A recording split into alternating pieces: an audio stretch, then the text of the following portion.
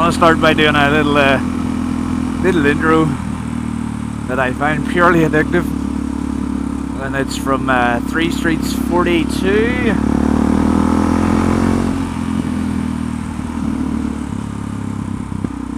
Goes a little bit something like this. Greetings, citizens of the internet.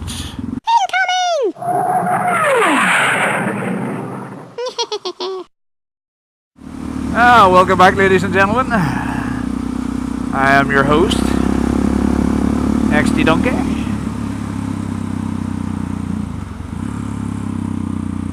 The day is Monday. The day is over.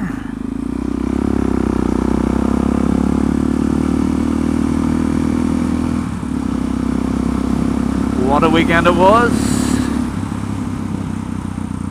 Spending time with the girlfriend.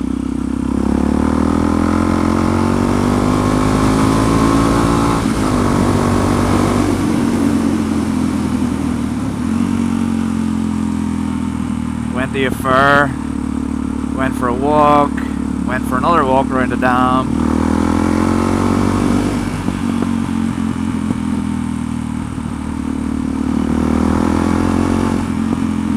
It was a pretty good weekend.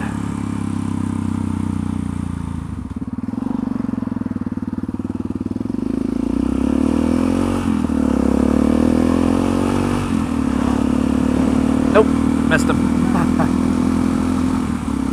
Yep, so a good weekend was had. The sun is back out here in Belfast. Belfast. He nodded. Good boy.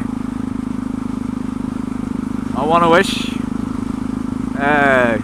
Captain Cranky happy birthday. Happy birthday, my friend. Have a good one. Don't do anything I wouldn't do, which isn't very much legally.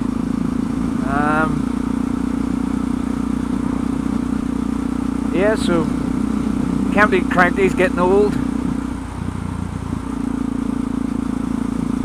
Older. Just going on my last video, I would just like to clarify one thing.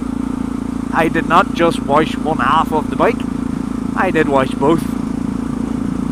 It was just that the other half you didn't see and it was pretty boring. And through the joys of editing, you didn't get to see it. New chain and sprockets on tomorrow. Cannot wait.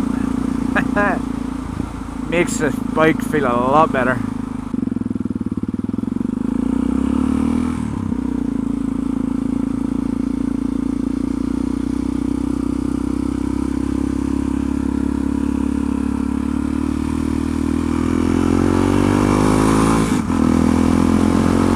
I actually want to ask a question, and it's to do with motorcycle individuality, if there is such a word or a thing. Like, I picked this motorcycle because obviously I liked it, but picked it because not really everybody here has one.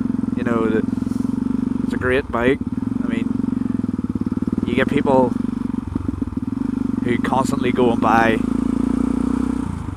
Bandits and GSXR 600s and 1000s, and you sort of wonder how you could make a bike like that stand out in the crowd. Because me personally, I would like my bike to stand out in the crowd, and it does stand out to a point, but where do you draw the line?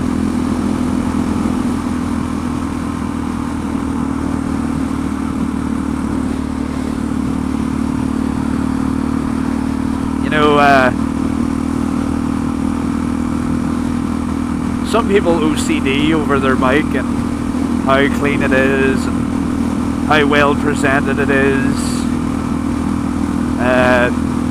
Some people brag about their performance, especially if the same bike is, say, 4 or 5 people. They will brag, oh, mine does this, yours doesn't do that. I mean, where do you draw the line, you know, of insanity? I seen a bike at the weekend, or on a run there a couple of weeks ago, and it was the Triumph Street Triple.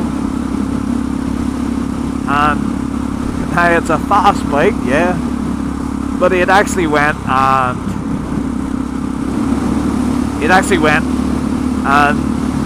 put a turbo onto it, which I don't see why. Yes, performance bragging rights.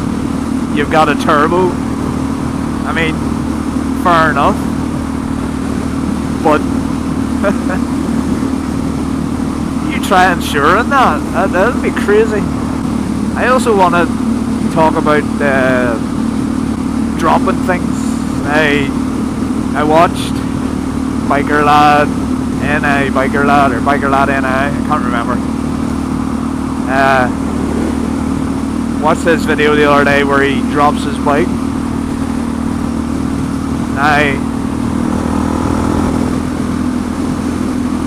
What do you do there? Do you replace it for standard? Standard part for standard part? Or would you replace it standard for aftermarket? As I know personally myself, I would replace it for aftermarket with some of the stuff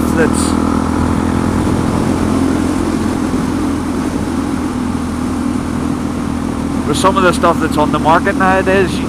You know, it's just better to have aftermarket stuff. You know, it is just better.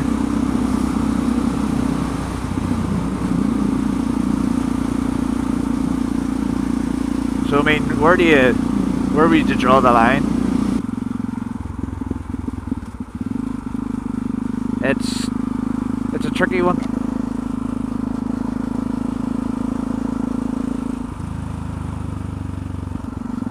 So it's a tricky one. Well, what or how would you do it?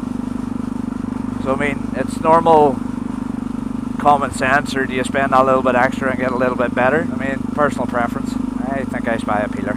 So I mean, you know, it's personal preference to change stuff, but at the price that the aftermarket stuff is compared to the standard stuff. I mean, the standard stuff's near 4 times the price. You know, common sense prevails. You would buy the aftermarket stuff. It's going to last maybe a wee bit longer. Even then, if it doesn't last a wee bit longer, it's cheaper, so you can buy more.